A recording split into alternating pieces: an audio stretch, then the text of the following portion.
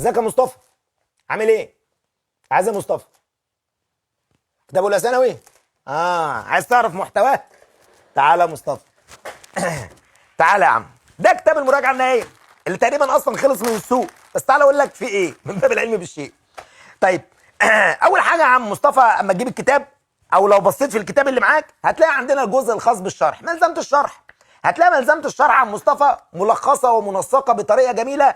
الدرس كله او الدرسين كلهم محطوطين قدامك في صفحه بالعرض كامله دون الاخلال بماده علميه يا مصطفى. تمام؟ تمام. وده يشمل ايه؟ يشمل النحو والادب والبلاغه حتى التعبير يا مصطفى. امسك ادي واحد. بعد كده معانا كتاب التدريبات.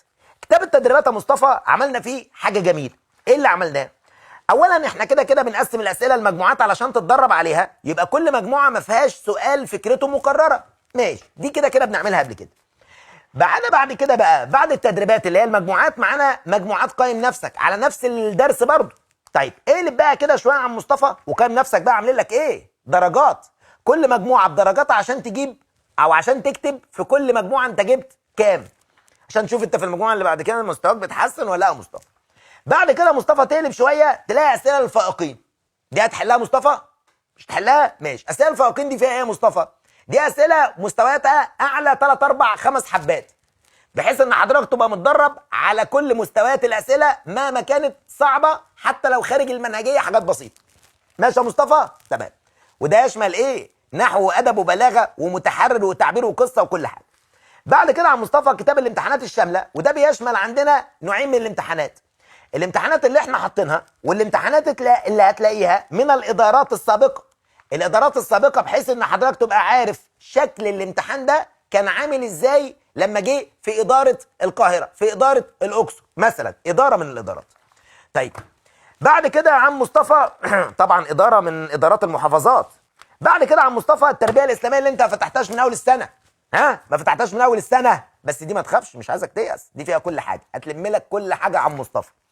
بعد ما دي فيها كل الاحاديث الحفظ، فيها كل تفصيله، دي كافيه شافيه وافيه باذنك يا رب.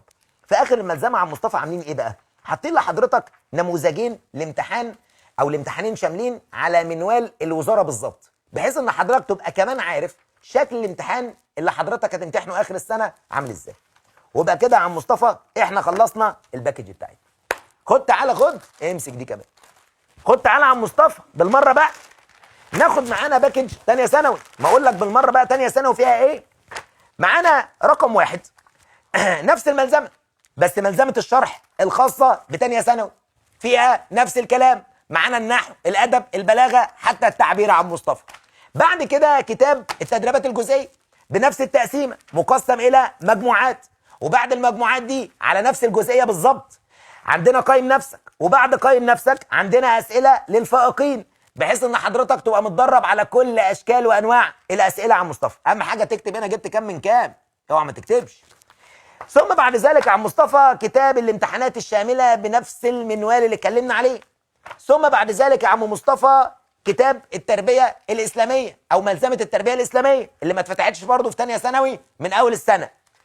بعد ما حضرتك تعدي كده كل الملزمه هتلاقي في اخر الملزمه في عندنا امتحانين شاملين. امتحانين شاملين هدفهم ايه؟ هدفهم تعرف شكل الامتحان بيجي ازاي وتتدرب عليهم بالمره. وسايبين لك هنا كام صفحه كده يا عم مصطفى لو عايز تكتب ذكرياتك او ملحوظاتك او شيء من هذا القبيل. امسك يا عم مصطفى وخد دي، يلا مع السلامه.